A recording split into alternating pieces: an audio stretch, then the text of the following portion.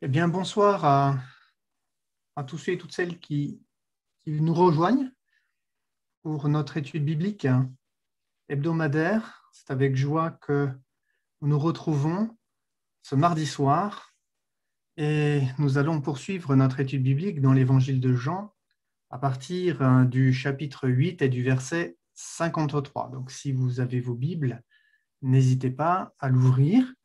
Évangile de Jean, chapitre 8, à partir du verset 53 jusqu'au verset 59. Et je vais lire ce texte dans la Bible Louis II, pour commencer. Il est écrit: Es-tu plus grand que notre père Abraham qui est mort? Les prophètes aussi sont morts. Qui prétends-tu être? Jésus répondit: Si je me glorifie moi-même, ma gloire n'est rien. C'est mon Père qui me glorifie, lui que vous dites être votre Dieu, et que vous ne connaissez pas. Pour moi, je le connais, et si je disais que je ne le connais pas, je serais semblable à vous, un menteur, mais je le connais et je garde sa parole. Abraham, votre père, a tressailli de joie de ce qu'il verrait mon jour. Il l'a vu et il s'est réjoui. Les Juifs lui dirent: Tu n'as pas encore 50 ans et tu as vu Abraham? Jésus leur dit: en vérité, je vous le dis, avant qu'Abraham fût, je suis. Là-dessus, ils prirent des pierres pour les jeter contre lui, mais Jésus se cacha et sortit du temple. Amen. Dans ce texte, évidemment, les Juifs vont poser quelques questions à Jésus concernant leur référentiel. Et vous remarquerez que leur référentiel sur le plan de la foi, eh bien, c'est Abraham, qui est le père fondateur de la nation d'Israël et qui est le premier homme à avoir initié un grand cheminement spirituel à partir d'une révélation où Dieu va appeler Abraham et Abraham va lui répondre: Me voici. Et Abraham va entreprendre un grand chemin à partir d'Ur de Chaldée et il va se rendre à Mouria. Plus exactement, Mouria étant un ensemble de montagnes, il va se rendre sur ce qui n'est pas encore Jérusalem et l'esplanade du Temple, et particulièrement à la pierre de fondation du monde, qui se situe à Jérusalem. Et là, Dieu va à nouveau se révéler à Abraham. Vous savez que Abraham va se rendre sur Moriah, en tout cas sur les collines de Moriah, parce que Moriah, c'est un ensemble de collines. Et là, il va se rendre à la montagne que l'Éternel va lui montrer avec son fils Isaac. Il va le ligaturer, le placer sur un autel qu'il va bâtir, et puis, levant la main avec un couteau pour le tuer, c'est là que l'Éternel va intervenir, va se révéler comme étant celui qui se révèle. Et Yahweh Yireh en hébreu. Yahweh Yireh, ça vient du verbe ra, qui signifie voir. Et dans le texte biblique, en réalité, si nous traduisons littéralement, il n'est pas ici question de l'Éternel qui pourvoit, comme la notion de pourvoir, de venir en aide, mais il est question de la notion de révélation, pour voir, voir avec les yeux. Hein, et voir dans la pensée biblique, c'est comprendre, c'est avoir une juste appréciation spirituelle des vérités. Et donc Abraham va avoir une juste compréhension des réalités spirituelles qui concernent la personne de Dieu et évidemment de sa volonté qui est eh bien, de s'unir à l'homme, de s'unir à lui. Et nous le savons, Abraham est un homme de foi qui va marcher dans l'obéissance à la parole de Dieu, conformément à la révélation, et entrer dans les promesses que Dieu lui a faites, ainsi qu'à son épouse Sarai, qui est devenue Sarah, comme Abraham est devenu Abraham. donc le père d'une multitude et pas simplement d'une nation. Et ainsi, toutes les familles de la terre, comme nous le savons, sont bénies en sa postérité. Et donc, ici, au verset 53, ils font référence à Abraham. Es-tu plus grand que notre père Abraham, qui est mort? Les prophètes aussi sont morts. Qui prétends-tu être? Alors Jésus va répondre. Et il va dire ceci. Si je me glorifie moi-même, autrement dit, si je donne raison d'être de ma vie, de ce que je suis, de qui je suis, ma gloire n'est rien. C'est mon Père qui me glorifie, lui que vous dites être votre Dieu et que vous ne connaissez pas. Pour moi, je le connais, et si je disais que je ne le connais pas, je serais semblable à vous, un menteur. Mais je le connais et je garde sa parole. Jésus affirme que les Juifs ne connaissent pas Dieu. Ils ne connaissent pas Dieu, le Père. Pour quelle raison? Pour une raison très très simple.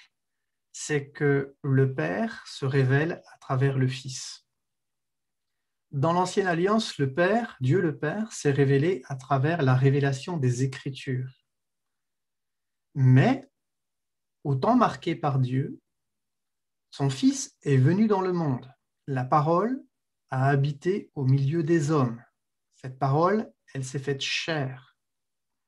Elle a pris la forme d'un homme. Et évidemment, cette parole révélée, qui s'est manifestée à travers la personne du Fils, en réalité, révèle, dévoile Dieu dans ce monde. Il dévoile le Père et son amour et le désir que le Père a, que nous soyons réconciliés avec lui par le moyen de la foi, et cela est rendu possible à travers le sacrifice de Jésus. Et Abraham, et Jésus va dire que, bien évidemment, il connaît le Père.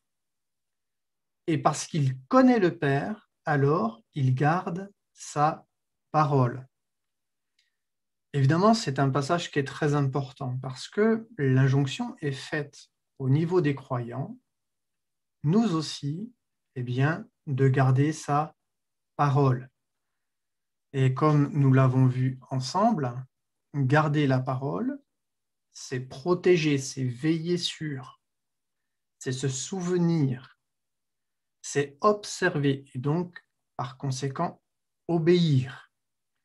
Et de la même manière que Jésus est le divin modèle et que lui-même a obéi en toutes choses à son Père, alors nous sommes invités, nous aussi, à obéir à Dieu puisque nous sommes devenus enfants de Dieu par la foi. Et là, les Juifs vont répondre au verset 57, mais nous allons d'abord lire le développement de la pensée de Jésus au verset 56. Abraham, votre père, a tressailli de joie de ce qu'il verrait mon jour. Il l'a vu et il s'est réjoui.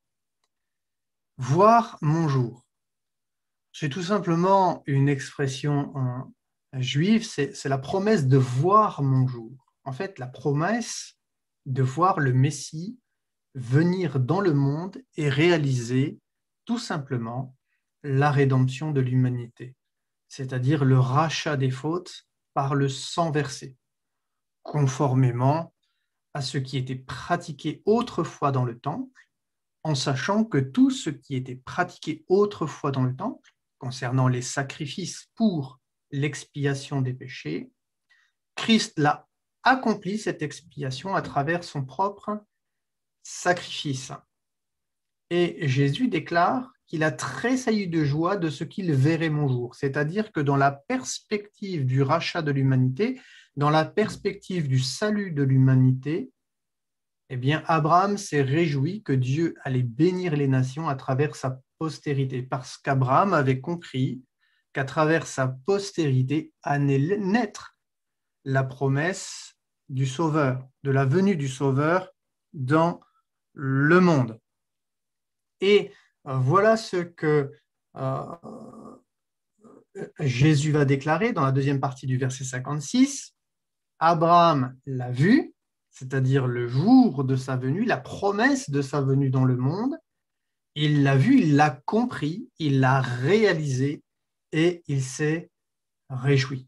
Effectivement, la joie dans la Bible est toujours associée au salut, de sorte que finalement, la véritable joie, non pas celle que le monde propose à travers différentes distractions, eh bien, cette véritable joie, elle n'est pas communiquée à travers les plaisirs de la chair, toutes sortes de distractions, de loisirs et autres.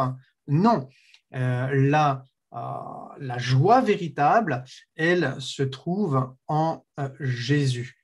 Et nous bénissons le Seigneur pour cette grâce, oui, cette grâce que nous avons de le connaître parce qu'il s'est révélé à nos cœurs et qu'il nous procure cette authentique joie, cette joie qui ne dépend pas des circonstances de la vie, mais que nous pouvons garder en tout temps. Oui, cette joie, nous la gardons dans notre cœur et cette joie est d'autant plus importante qu'aujourd'hui, à travers cette période que nous vivons, nombreux sont ceux qui souffrent dans leur esprit, dans leur âme. Nombreux sont ceux qui vivent des mal-être intérieurs, des détresses psychologiques, affectives et autres liées à l'isolement à cause des mesures sanitaires et des barrières, des mesures qui sont mises en place en France. Et cette joie, malheureusement, effectivement, tous les jeunes ne la possèdent pas forcément parce qu'ils ne connaissent pas le Sauveur. Et je le crois, si nous demeurons fermes dans la foi, c'est-à-dire si nous demeurons stables, si nous demeurons attachés à Jésus, pour être encore plus précis, si nous vivons cette relation personnelle avec Dieu d'une manière réelle et chaque jour, alors, dans notre cœur, le Saint-Esprit communique cette joie qui nous permet eh bien, d'être dans un bonheur parce que, oui, la joie fait partie du bonheur et du bien-être intérieur de l'homme. Et ici, nous voyons clairement dans la Bible que la joie est associée à la révélation du salut. Et d'ailleurs, nous retrouvons cette vérité dans, il me semble, un texte des psaumes. Il est question, la joie du salut est notre force. Effectivement, nous pouvons l'affirmer avec une certaine solennité, la joie du salut est véritablement notre force, surtout au temps de la détresse. Je poursuis cette étude au verset 57. Les Juifs vont apporter une réponse et vont lui dire « Tu n'as pas encore 50 ans et tu as vu Abraham. » Alors, parfois ce verset peut déstabiliser les chrétiens puisque la Bible dit clairement que Jésus a commencé son ministère, il avait environ 30 ans. Or, son ministère, nous le savons, dans la Bible, n'a probablement pas duré plus de 3 ans et même raisonnablement, il est possible que son ministère n'ait duré qu'1 an. Donc, dans la Bible, nous voyons ce repère clair, puisque la Bible déclare que Jésus avait environ 30 ans quand il a commencé son ministère sur la terre. Et là, les Juifs déclarent, donc il y a ce texte dans la Bible c'est la parole de Dieu, c'est la vérité, la Bible dit que les Juifs vont donner à Jésus eh bien, un âge 50 ans. Alors, entre 30 ans et 50 ans, il y a quand même une énorme différence, n'est-ce pas? Et ça se voit évidemment sur le visage. Alors, cela signifie quoi? Cela signifie tout simplement que le visage de Jésus a été marqué par la souffrance, marqué par une vie difficile qu'il a connue. Et c'est vrai que la Bible dit que Jésus, c'était un homme de douleur, habitué à la souffrance. La Bible déclare que Jésus n'avait pas de lieu où poser sa tête pour dormir. Il errait là et là sur les chemins, allant de village en village, de lieu en lieu, mais rarement Jésus dormait dans ce que l'on pouvait considérer être à l'époque des auberges, des fermes. Et Jésus a connu cette souffrance, cette douleur à différents niveaux. Sur le plan moral et psychologique, il était incompris de sa famille. Nous savons que dans la Bible, il était rejeté par les siens. Les autres contestaient son appel, sa messianité. Parfois, il lui disait, comme nous l'avons vu dans ce passage, qu'il était animé d'une puissance démoniaque. Donc, Jésus devait faire face à toutes sortes de réalités. Et puis, Jésus était constamment débordé, pardonnez-moi, par tous les besoins de ces hommes, de ces femmes, de ces vieillards, de ces enfants qui s'approchaient de lui parce qu'ils avaient une souffrance particulière, parce qu'ils étaient malades, parce que certains étaient possédés de démons, parce que voilà, il y avait toutes sortes de besoins qui se faisaient ressentir au sein de la population, et cette population qui ne pouvait pas trouver de réponse dans la société dans laquelle ils vivaient, elle s'approchait de Jésus pour attendre de lui un miracle, un prodige, un signe, et ainsi être délivrés, guéris, bénis, soulagés de leur détresse. Et donc, il faut savoir qu'effectivement, répondre à tous ces besoins, tous les besoins qui se faisaient pressants, finalement, avait fatigué le Seigneur, l'avait usé sur le plan probablement physique. Jésus n'était pas un homme pour souffrir psychologiquement comme nous pourrions souffrir si nous sommes perpétuellement dérangés par toutes sortes de besoins, de demandes et assaillis de sorte que nous ne trouverions pas le sommeil. Oui, pour nous, ce serait difficile, mais vous savez qu'il existe plusieurs fatigues, et peut-être au milieu de nous, certains connaissent différents types de détresse. Ça peut être une fatigue qui est d'ordre physique parce qu'on a une activité professionnelle intense qui est difficile, mais il peut y avoir aussi des fatigues d'ordre psychologique, moral et spirituel. Pour Jésus, c'était une fatigue physique. Jésus priait abondamment la nuit, il prenait très peu de temps pour se reposer. Et donc, évidemment que ça a pesé sur sa santé physique et cela se voyait sur son visage, comme quand quelqu'un est fatigué, qu'il a les traits tirés. Et Jésus, probablement, était un homme excessivement fatigué, tellement son agenda était rempli. Jésus a véritablement donné sa vie. Il l'a livré totalement, sans réserve. Et je pourrais presque affirmer que Jésus n'a pas pris de temps pour lui-même, pour s'aérer l'esprit. Nous en avons, nous ne sommes que des hommes. Mais Jésus ne l'a pas fait. Et il s'est vraiment donné dans tous les sens du terme pour le bien-être de son peuple et pour le salut de l'humanité. Alors, cela a marqué sa vie, et particulièrement sur le plan physique. Jésus était un homme très fatigué. Et donc, les Juifs vont lui dire, tu n'as pas encore 50 ans, il réalise cette fatigue, il la voit sur le visage de Jésus, elle est visible, on peut la constater, la mesurer. Et tu as vu Abraham? Jésus leur dit, en vérité, je vous le dis, avant qu'Abraham fût, je suis. C'est un des nombreux passages dans les Écritures, et notamment dans l'évangile de Jean. En effet, 9 fois dans l'évangile de Jean, eh bien, Jésus répète qu'il est celui qui est, c'est-à-dire qu'il est Yahweh, qu'il est le Dieu qui se révèle.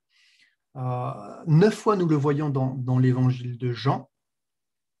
Je suis est un titre de Dieu, et donc Jésus affirme clairement son identité messianique et divine. Et c'est donc un passage qu'il nous faut absolument connaître lorsque l'on témoigne à des athées, à des gens qui renient la divinité de Jésus. La Bible dit que celui qui nie que Jésus est le Fils de Dieu, et c'est celui-là l'esprit de l'Antichrist. Et donc, oui, nous affirmons, parce que la Bible l'affirme, que Jésus est bien le Fils de Dieu, le Fils de l'homme, et qu'il est le Messie d'Israël, qu'il est Dieu fait chair, la deuxième personne de la majesté divine. Nous voyons que ce titre, je suis celui qui suis, ce titre divin, à travers lequel Dieu s'est révélé, eh bien, nous le voyons dans le livre de l'Exode, à chapitre 3 à 14, où Moïse, dans le désert, va avoir une vision absolument extraordinaire d'un buisson qui ne se consume pas. Et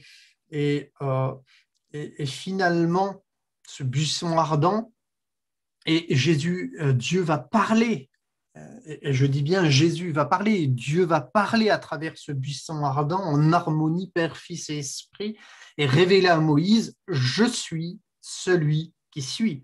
Et il ajouta, c'est ainsi que tu répondras aux enfants d'Israël, celui qui s'appelle Je suis m'a envoyé vers vous.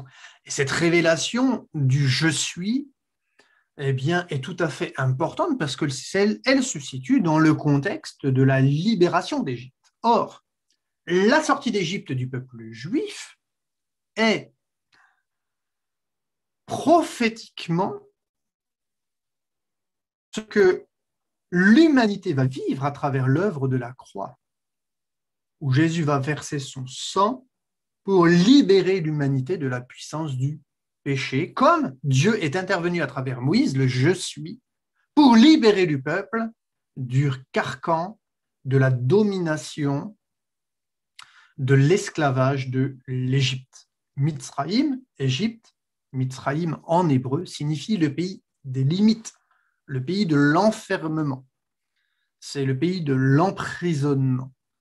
Et connaître la victoire de Christ à la croix, c'est sortir de toutes sortes d'emprisonnements spirituels, psychologiques et même, j'ose le dire, physiques, parce que parfois, effectivement, même physiquement, nous pouvons être limités par certains handicaps et ne pas pouvoir avoir une vie sociale. Nous sommes donc parfois enfermés dans certaines réalités physiques, psychologiques, morales, spirituelles, qui nous empêchent de vivre, qui nous empêchent d'exister réellement et évidemment d'être l'homme et la femme que Dieu désire que nous soyons. Nous retrouvons dans le texte du prophète Ésaïe 41, verset 4, un texte qui dit ceci, qui a fait et exécuté ces choses, c'est celui qui a appelé les générations dès le commencement, c'est-à-dire au commencement Dieu créa le ciel et la terre, donc depuis la fondation du monde, moi l'Éternel, le premier et le même, jusqu'aux derniers âges. Amen. Ésaïe 41, verset 4. Ésaïe 43, verset 11 à 13, un autre texte biblique. Il est écrit, c'est moi qui suis l'Éternel, et hors de moi, il n'y a point de sauveur. Dans la Bible, dans les premières alliances, Dieu se présente toujours comme étant le sauveur, le rédempteur, celui qui va racheter son peuple. C'est moi qui ai annoncé, sauvé, prédit. Ce n'est point parmi vous un Dieu étranger. Vous êtes mes témoins, dit l'Éternel. C'est moi qui suis Dieu. Je le suis dès le commencement, et nul ne délivre de ma main. J'agirai qui s'y opposera. Amen. Jésus même, dans l'évangile de Jean, que nous sommes en train d'étudier au verset 28, et au verset 28, c'est ça, va répondre à ces Juifs, quand vous aurez élevé le Fils de l'homme, c'est-à-dire il parle de l'œuvre de la croix pour le rachat de nos péchés, pour notre salut, pour purifier notre souillure. Il écrira, quand vous aurez élevé le Fils de l'homme, alors vous connaîtrez ce que je suis et que je ne fais rien de moi-même, mais que je parle selon ce que le Père m'a enseigné. Jésus nous parle de cette harmonie divine et bien évidemment, la Bible dit tout simplement qu'en lui habite corporellement, dans son corps, toute la plénitude de la divinité. Colossiens chapitre 2, verset 9. Dans l'épître de Paul aux Philippiens, chapitre 2, verset 6, il est question que Jésus, Dieu le Fils, la parole faite chair, existant en forme de Dieu, n'a point regardé comme une proie arrachée d'être égal avec Dieu, mais il est venu sur la terre des hommes, etc. etc. Donc, il y a toutes sortes de textes bibliques où effectivement la divinité de Jésus est clairement affirmée. Nous avons aussi ce fameux passage dans l'évangile de Jean, versets 20 à 28, où Thomas va répondre à Jésus, « Mon Seigneur et mon Dieu ». Donc, oui, Jésus est clairement le Fils de l'homme, le Fils de Dieu, le Messie promis, le Sauveur du monde. Le Seigneur, évidemment, c'est-à-dire Jésus dit à ses interlocuteurs qu'Abraham s'est réjoui de ce qu'il a vu le jour du Christ. Abraham était un prophète. Il a connu par la communication du Saint-Esprit cette science, cette sagesse de Dieu. Et quelle était la finalité de la création? Savoir l'union réelle de l'homme nouveau créé à Dieu, l'incréé. En latin, c'est versus homo vero unitus et Deo. Il a connu cette finalité, Abraham. Il s'est réjoui de cette fin qui est celle de la création du monde.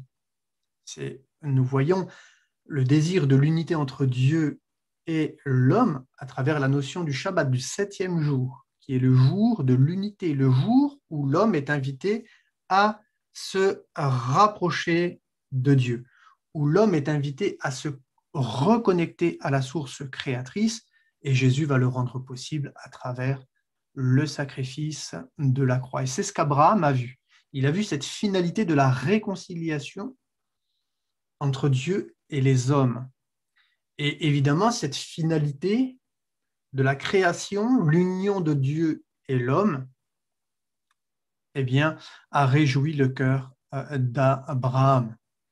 Et nous bénissons le Seigneur pour tous ceux qui, aujourd'hui encore, acceptent de se tourner vers Jésus, comme Abraham s'est aussi tourné vers le Seigneur, en avançant sur le chemin de la foi, cheminer avec Dieu, apprendre à le connaître, apprendre à lui obéir, à marcher dans ses voies, à entrer dans les œuvres qu'il a préparées d'avance, afin que nous puissions être unis à Dieu, dans l'unité de sa volonté, dans l'unité de son intimité, de son amour, de sa grâce, de sa bienveillance pour chacun de nous.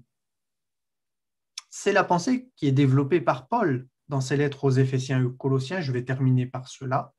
Dans Éphésiens chapitre 1, verset 4, Paul parle de la prédestination. Il nous a choisis en lui, en Jésus, dans le Christ, dans le Messie, dans l'espérance messianique, avant la création du monde. Il a prévu pour nous l'adoption par Jésus le Messie, et nous bénissons le Seigneur de ce que cette réalité, elle s'est offerte à chacun de nous, car Jésus, un jour, par son esprit, a frappé à la porte de notre cœur. Oui, nous sommes vraiment heureux de le connaître. Il est le Dieu de notre salut, le Dieu de notre espérance. Puissions-nous, chacun de nous, découvrir son amour, découvrir sa grâce et vivre avec lui pour toujours. Je vous souhaite une bonne soirée, que le Seigneur vous encourage, qu'il vous fortifie et qu'à travers l'étude de ce soir, nous puissions avoir des arguments à présenter à tous ceux qui voudraient contester la divinité de Jésus, que cette étude permette de témoigner plus efficacement aux témoins de Jéhovah, par exemple, et à d'autres qui nient que Jésus est le Fils de Dieu. Que le Seigneur vous bénisse Que le Seigneur vous fortifie. Nous nous retrouverons jeudi soir pour notre rencontre de prière. À bientôt, chers amis, chers frères et sœurs. Que le Seigneur vous bénisse. Au revoir.